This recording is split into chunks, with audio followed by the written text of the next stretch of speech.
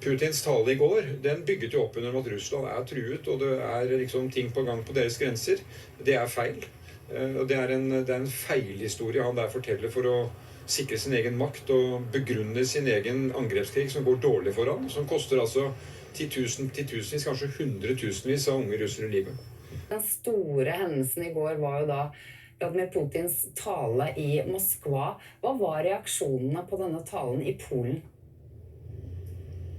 Ja, det var jo Bidens tale som kom kontant etterpå, der han nevnte Vladimir Putin minst 10 ganger, og på mange måter representerte et alternativt syn. NATO hadde ingenting med den krigen som foregår nå I Ukraina å gjøre. Det Russland som har gått til angrep på Ukraina. Det Russland sin skyld, og Russland og Vladimir Putin kan avslutte denne krigen med et ord når de vil. I called the White House at the end of 2021, begging them, avoid the war, stop this. I was told, oh, don't worry about it, NATO's not going to enlarge Ukraine. I said, great, why don't you say so publicly? Oh, no, we would never say so publicly. I said, well, then you're likely to have a war. Yeah, no, but no, never, Ukraine's never going to be part of NATO. Well, say so publicly and we can avoid a war. And by the way, help the world to understand if Putin still launches a war that it's not about NATO. But you know what? It is about NATO. That's been the plan all along. It is, of course, it's about NATO. Then in 2007, 7 NATO enlargements. And think of them, Bulgaria and Romania and the Black Sea, the 3 Baltic countries, Slovenia and Slovakia. That's a heavy dose for Russia. But then in 2008 at the Bucharest summit, Bush, over the strenuous objections of all European leaders who knew that this was a terrible idea, pushed for NATO enlargement to Ukraine and to Georgia. And European leaders, being European, they don't speak in public against the United States. So they negotiated. They said, okay, no roadmap, no partnership agreement, but the final declaration will say that Ukraine and Georgia will become members of NATO, which is what the 2008 Bucharest summit communique says. The next day was the NATO-Russia summit, because we still had those meetings then. And Putin said to Bush, if you move on NATO enlargement, we will take back Crimea. This was 2008, 14 years ago. Because Crimea is our naval base and has been since 1783, thank you. So in 2010, Yanukovych became president of Ukraine, which was very fortunate for Ukraine, because Yanukovych understood that he was in a delicate balancing act. And so he had Europe and the US on one side, he had Russia on the other side, and the first thing he said is, we need to stay neutral. And so he pushed neutrality through the Ukrainian parliament, and he negotiated a long-term lease arrangement for Sevastopol,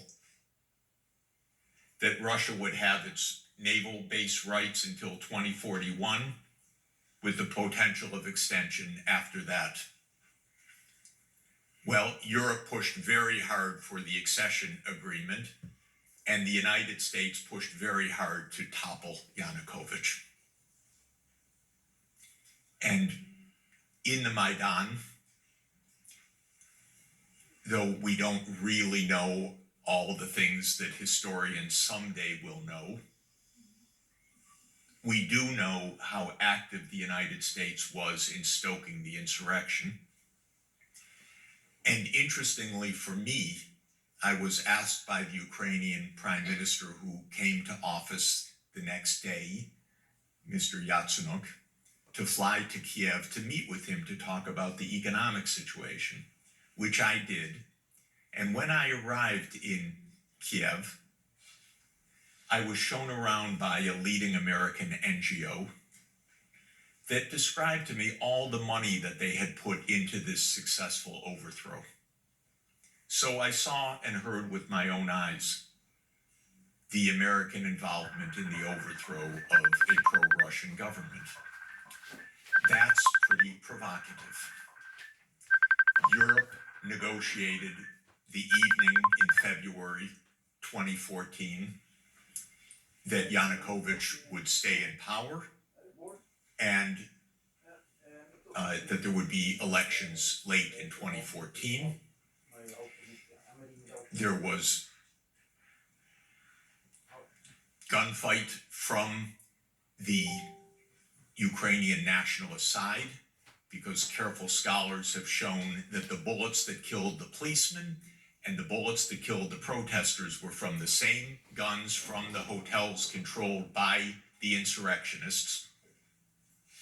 And Yanukovych fled, and Europe immediately said the next day, okay, we recognize the new government. Because Victoria Nuland, you remember, who loved Europe so much in that taped phone call, I don't know if you remember her French, but I'm sure you do, that was the American policy. So the pro-Russian government was overthrown. A quite radical Russophobic government was brought in extra-constitutionally in violation of the Ukrainian constitution. The US and Europe immediately recognized that government. Putin seized Crimea, and the separatists backed by Russia declared independence of Lugansk and Donetsk. Then came Mrs. Merkel, and we just heard a lot from her in the last week, because she said we need to negotiate a diplomatic approach called the Minsk II agreement. Now, I know firsthand, as we all really do, but I know firsthand, that the Ukrainians never intended to implement the Minsk II agreement. Mrs. Merkel said last week that she didn't either. I actually don't believe that, by the way. I think she thinks that's a good thing to say now. I think at the time she wanted to implement it. Maybe not. But in any event, the bad faith was astounding, because France and Germany were supposed to be the guarantors of the Minsk II process. The Ukrainians said, no way, we're not doing this. We signed it, but we're not doing it. In the meantime, the United States flooded Ukraine with billions of dollars of weaponry, training, NATO interoperability, and that brought us to 2021.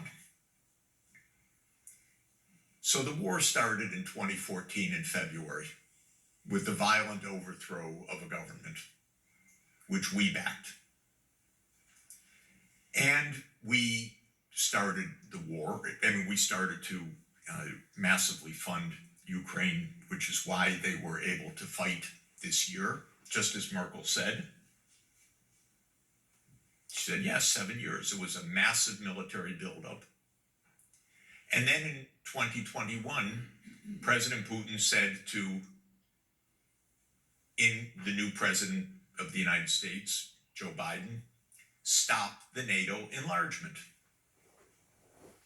This has gone too far. It's about what Brzezinski wrote in 1997, that the control over Ukraine would render Russia without any power, corner Russia, basically in the back of Eurasia. That's what it's about. So I don't see Europe's wisdom in this, frankly.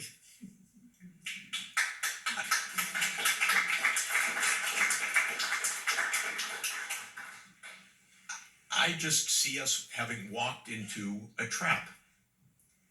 I see Europe as the big loser of this, by the way. I see Europe as the huge loser of this. I don't know why, when the US blew up the Nord Stream pipeline, that we're all silent about it. Why are we silent about it? What's your proof? Pardon me? What is your proof? That President Biden said on February 7th of this year that if Russia invades, the pipeline is finished. And the reporter looked incredulously, said, Mr. President, that is Russian, German infrastructure. And President Biden says, don't worry, we have our ways. And the US does have its ways. It controls that territory. It monitors that territory. After the pipeline was blown up, our Secretary of State said, and I'm quoting, "This is a tremendous opportunity to wean Europe from Russian energy." What a weird statement if you're worried about international piracy of global infrastructure. You would say it's a terrible crime, it's a threat to world peace. You would not call it a tremendous opportunity to wean Europe from Russian energy. This was part of American foreign policy. Now, the Swedes went in to clean up the debris. And what did the Swedes say? We cannot share our findings with Germany because of national security. Can you figure that one out? I can. But it's incredible. How could Sweden not share its findings with Germany and Denmark? But their job was to clean up the debris so that nobody else could investigate either. And they've done that. Now, the press, in this most remarkable act of vandalism on a key piece of international infrastructure, has not said a word in 8 weeks. Why? It's unimportant. The reporter is curious.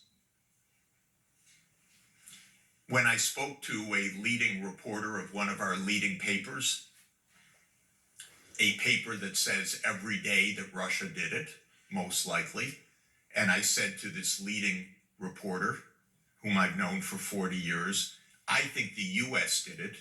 He said, of course the US did it. I said, well, why doesn't your paper say so? And he said, well, you know, the editors, we don't really have the proof, but yeah, of course, who else would have done it? That's what he said. And then I showed him, but your paper said today that senior US officials point to Russia as the likely agent of this destruction. Yeah, Jeff, you know, it's hard, it's complicated. I said, when I was young, I used to read your newspaper because you went after Nixon in Watergate and because you published the Pentagon Papers and so forth. He said, yes, but that paper is dead. So I think Europe is in a trap. And the question for Europe, in my opinion, truly, is your job to support American hegemonic aspirations, or is it to protect European security? Because these are not the same thing. They're really not the same thing.